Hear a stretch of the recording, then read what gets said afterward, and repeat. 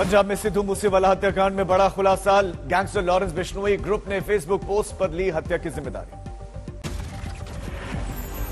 DGP का दावा, Punjabi singer और कांग्रेस के टिकट पर विधानसभा चुनाव लड़ने वाले मूसेवाला थे गैंगस्टर लॉरेंस बिश्नोई और उनके गैंग के निशाने पर।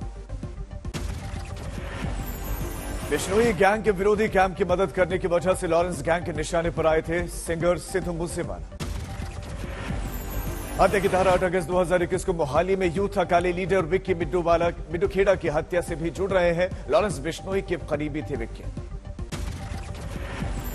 लॉरेंस ने फेसबुक पर लिखा, मूसेवाला की हत्या की जिम्मेदारी लेता हूं। मूसेवाला ने हमारे भाई विक्की की हत्या में की थी मदद। हमने अपने भाई का बदला लिया। पंजाब के डीजीपी बोले, लॉरेंस बिश्नोई जेल में बैठकर गैंग को ऑपरेट करता है और उसके गैंग में करीब 700 शूटर करीबियों के कनाडा में होने की बात आई सामने। पंजाब के डीजीपी ने कहा, लॉरेंस बिश्नोई और लकी पटियाल गैंग की लड़ाई मूसेवाला मर्डर केस के पीछे हो सकती है वजह। लॉरेंस बिश्नोई और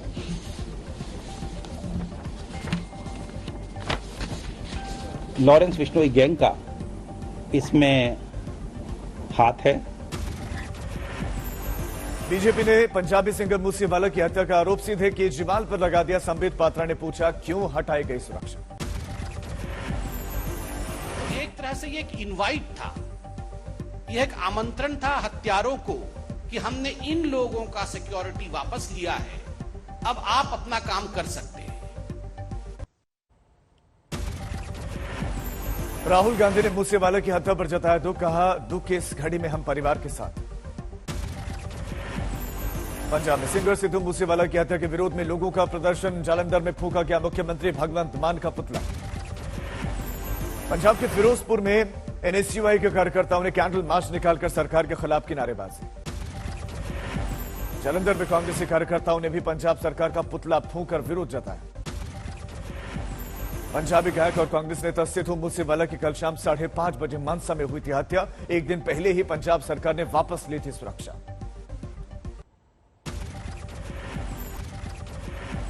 बीजेपी ने राज्यसभा चुनाव के लिए 16 उम्मीदवारों की घोषणा की। कर्नाटक से निर्मला सीतारमण, महाराष्ट्र से पीयूष गोयल को बनाया गया प्रत्याशी।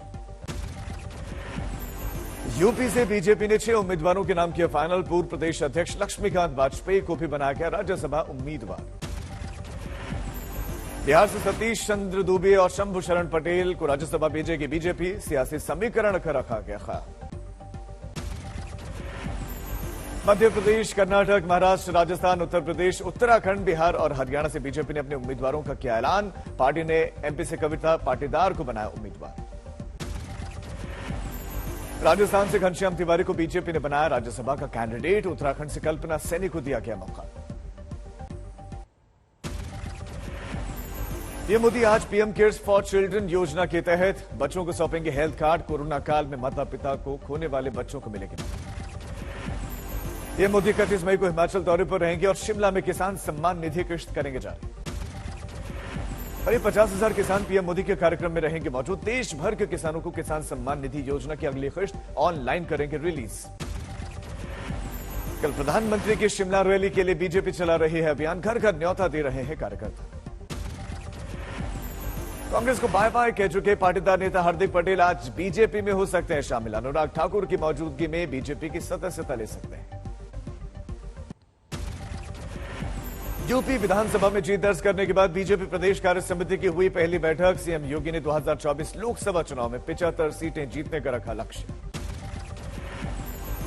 यूपी में अब सड़कों पर नमाज नहीं होगी, सीएम योगी ने कहा। मस्जिद या ईदगाह में ही होगी नमाज। रामपुर से लोकसभा उपचुनाव नहीं लड़ेगी बहुजन समाज पार्टी। मायावती के साथ पदाधिकारियों की हुई बैठक में फैसला। यूपी में 11 आईपीएस अधिकारियों का ट्रांसफर। वाराणसी के अपर पुलिस आयुक्त को भी बदला गया। गुजरात में चुनाव लड़ेगी एआईएमआईएम। ओवैसी की पोरबंदर में रैली। आज ज्ञानवापी केस में वाराणसी कोर्ट में होगी अहम सुनवाई। फवारा या शिवलिंग पर बना है सस्पेंस। मुस्लिम पक्ष ने की है ज्ञानवापी सर्वे की तस्वीरें और वीडियो नहीं सार्वजनिक करने की मांग।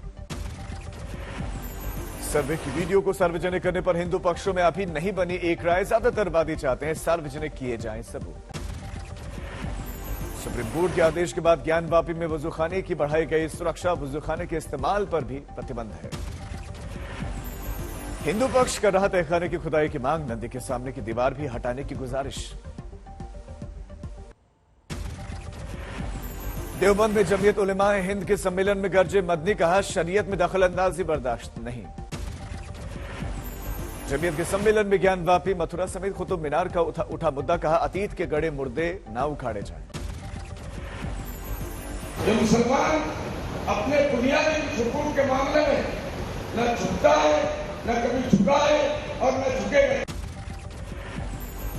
जमीयत उलेमाए हिंद के अधिवेशन में महमूद मदनी का सख्त पैगाम, कहा यह मुल्क हमारा है, हम इसे नहीं छोड़कर जाएंगे, जिसे भेजने का शौक वो खुद चला जाए।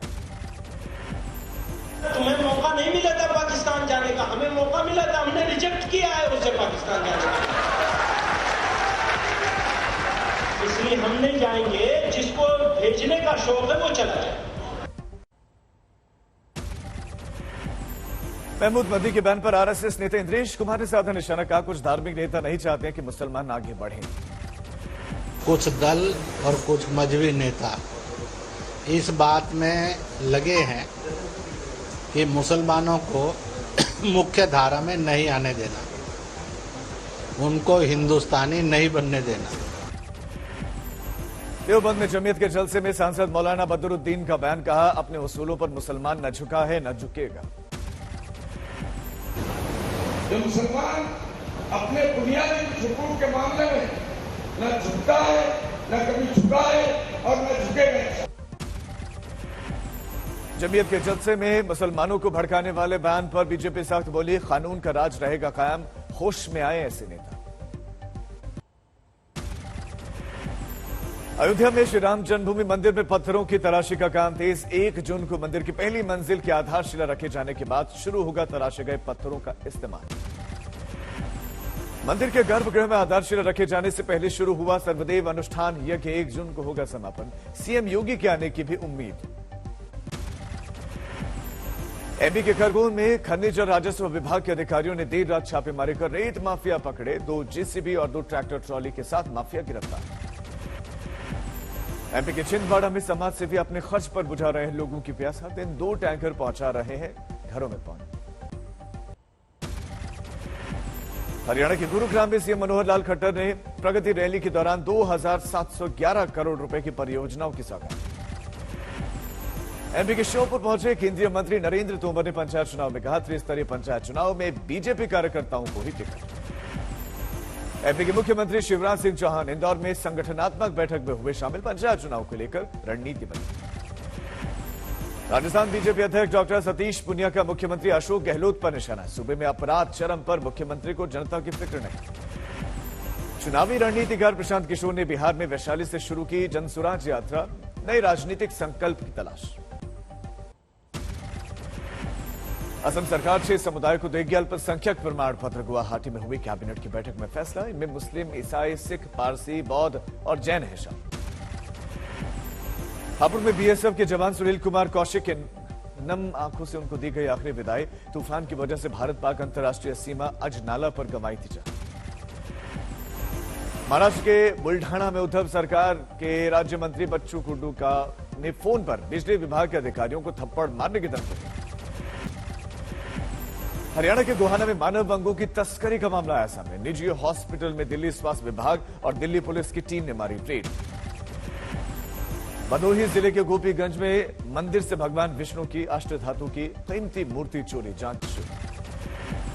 यूपी के झांसी में पुलिस ने महिला समेत 5 शातिर लुटेरों को किया गिरफ्तार, 7 बाइक, 5 मोबाइल और हथियार बरामद। यूपी के फतेहपुर जिले में चाचा भतीजे ने लगाए फांसे, दोनों के प्रेम प्रसंग को परिवार नहीं कर पा रहा था स्वीकार।